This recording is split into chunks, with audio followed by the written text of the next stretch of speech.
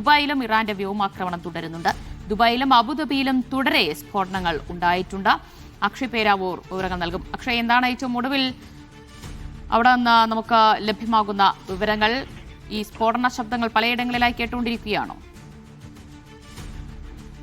അത് തന്നെയാണ്. അബുദാബിയിലും അതുപോലെ തന്നെ ദുബൈയിലും നിരന്തരമായി ഇറാന്റെ വ്യോമാക്രമണം നടന്നുകൊണ്ടിരിക്കുന്നു എന്നുള്ളൊരു വാർത്തയാണ് പുറത്തു വരുന്നത്. പക്ഷേ ആശങ്കപ്പെടേണ്ട ഒരു സാഹചര്യവുമില്ല. കാരണം കൃത്യമായി പ്രതിരോധിക്കാൻ, ഈ വ്യോമാക്രമണത്തെ പ്രതിരോധിക്കാൻ യുഎഇക്ക് സാധിക്കുന്നുണ്ട്.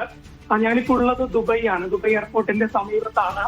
ഈ എയർപോർട്ടിനെ ലക്ഷ്യമാക്കിക്കൊണ്ട് തന്നെ പലതവണ ഇപ്പോൾ നിലവിൽ ഇറാൻ ആക്രമണം നടത്തുന്നുണ്ട്. പക്ഷെ കൃത്യമായി പ്രതിരോധിക്കുന്ന ഒരു കാഴ്ചയും നമുക്ക് ഇവിടെ നിന്നുകൊണ്ട് കാണാൻ സാധിക്കും. അതിന്റെ ശബ്ദമാണ് എമിറേറ്റിലുടനീളം കേൾക്കാൻ കഴിയുന്നത്. ഇത്തരത്തിലുള്ള ആക്രമണങ്ങളെ പ്രതിരോധിക്കുന്നതിന്റെ ഇന്റർസെപ്റ്റ് ചെയ്യുന്നതിന്റെ ശബ്ദമാണ് ദുബൈയിൽ ഉടനീളം കേൾക്കുന്നത്. ഇതിൽ ഭയപ്പെടേണ്ട ഒരു സാഹചര്യം ഇല്ല എന്നുള്ളതാണ് അധികൃതർ അറിയിക്കുന്നത്. നിലവിൽ ആളുകളുടെ ജീവന് ഭീഷണിയാകുന്ന തരത്തിൽ ഈ ആക്രമണങ്ങൾ മാറിയിട്ടില്ല. കാരണം അത്രത്തോളം കഴിഞ്ഞ മണിക്കൂറുകളൊന്നും തന്നെ എവിടെയും ഡ്രോണോ മിസൈലുകളോ പതിച്ച് വലിയൊരു നാശനഷ്ടം ഉണ്ടായതായുള്ള റിപ്പോർട്ടുകളൊന്നും ഇല്ല അല്ലേ?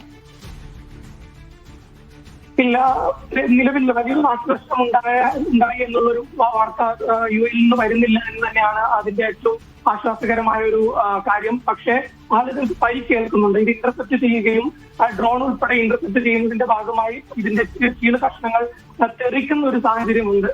ഇത്തരത്തിൽ തെറിക്കുമ്പോൾ അത് പതിച്ച് പല ആളുകൾക്കും അപകടം സംഭവിക്കുന്ന ഒരു കാഴ്ച, ഒരു വാർത്ത ദുബൈയിൽ നിന്നും അതുപോലെ തന്നെ അബുദാബിയിൽ നിന്ന് വരുന്നുണ്ട്. അബുദാബിയിൽ നിന്ന് ഒരു അമ്മയ്ക്കും കുഞ്ഞിനും പരിക്കേറ്റു. അതുപോലെ തന്നെ ദുബൈയിൽ നിന്ന് അല്പസമയം മുമ്പ് ഇത്തരത്തിൽ ഡ്രോൺ പ്രതിരോധിക്കുന്നതിനിടെ ഈ ഡ്രോണിന്റെ കീളുകൾ ദുബൈയിലെ 2 വീടുകളുടെ മുറ്റത്ത് പതിച്ച് വീടുകൾക്ക് പുറത്തുണ്ടായിരുന്ന 2 ആളുകൾക്ക് പരിക്കേറ്റു എന്നുള്ളൊരു വിവരം ദുബൈ മീഡിയ ഓഫീസ് തന്നെ സ്ഥിരീകരിക്കുന്നുണ്ട്. അതിനാൽ തന്നെ ആളുകളോട് ഈ ഇന്റർസെപ്റ്റ് ചെയ്യുമ്പോൾ ഇത്തരത്തിൽ ഇതിന്റെ കീളുകളും മറ്റും തെറിക്കാനുള്ള സാധ്യതയുണ്ട്.